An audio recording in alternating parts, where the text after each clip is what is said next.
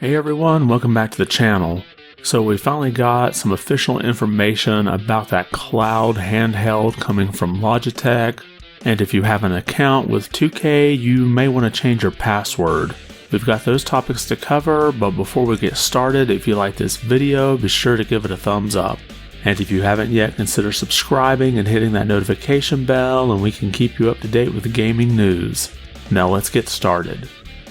So about a month ago, we had images leak out about Logitech's handheld cloud gaming console, and we've got an official announcement here, and this is coming to us from news.xbox.com, and they've got a picture here of the handheld, and the article says, "So today we're announcing that Xbox Cloud Gaming will be available in more places with the Logitech G Cloud gaming handheld when it launches in North America on October 17th.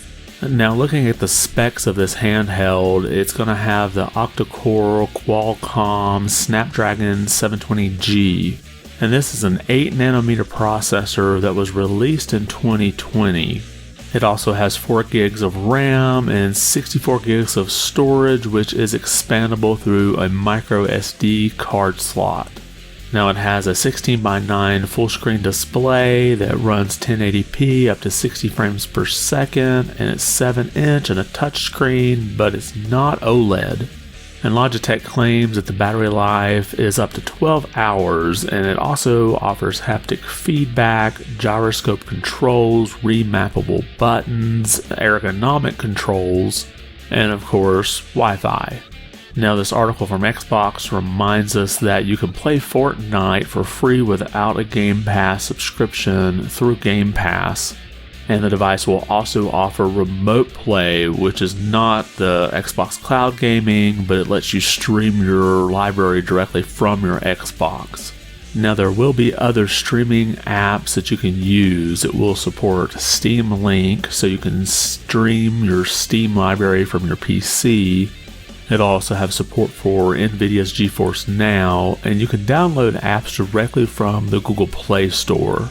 So you should be able to use apps like Google Stadia and Amazon Luna, as well as any other type of social media apps or streaming services like YouTube or Netflix. But after we see all of this, now comes the kicker. It retails for $350, but right now it's pre-ordering at $300.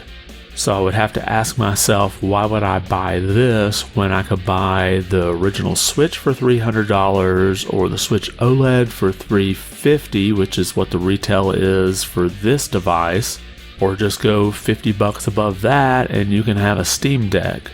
So this isn't something I'm going to be picking up anytime soon. The only way I would think that I would grab it is if it ended up clearancing out for at least double-digit figures in cost. Next, earlier this week, we had that huge leak come out about Rockstar's GTA 6, where we had footage appear online, and it looks like another Take-Two subsidiary is suffering another security issue. We have this statement that was put out by 2K. Earlier today, we became aware of an unauthorized third party illegally accessing the credentials of one of our vendors to the help desk platform that 2K uses to provide support to our customers. The unauthorized parties sent a communication to certain players containing a malicious link. Do not open any emails or click any of the links that you received from the 2K Game support account. If you have already clicked on this link, we recommend immediately taking the following steps out of an abundance of caution. Reset any user account password stored in your web browser. Enable multi-factor authentication wherever possible, especially on personal email, banking, and phone or internet provider accounts. If possible, avoid using MFA that relies on text messaging verification. Using an authenticator app would be the most secure method. Install and run a reputable antivirus program, and then check your account to see if any forwarding rules have been added or changed on your personal email accounts. Now, these steps are pretty much standard practice if you have a suspected account breach. And if you had an account with 2K and you had that email come in and you clicked on the link, you may want to make sure you do all of these steps. But if you have any question at all, the safest bet is just to go ahead and do these steps. One thing I would add to this is make sure you're not using the same password for multiple accounts. And then you want to use a password manager, something like Bitwarden or LastPass, in order to store your passwords, since they would all be unique for every account you have. And that's all we have for today. Did anything we cover catch your attention?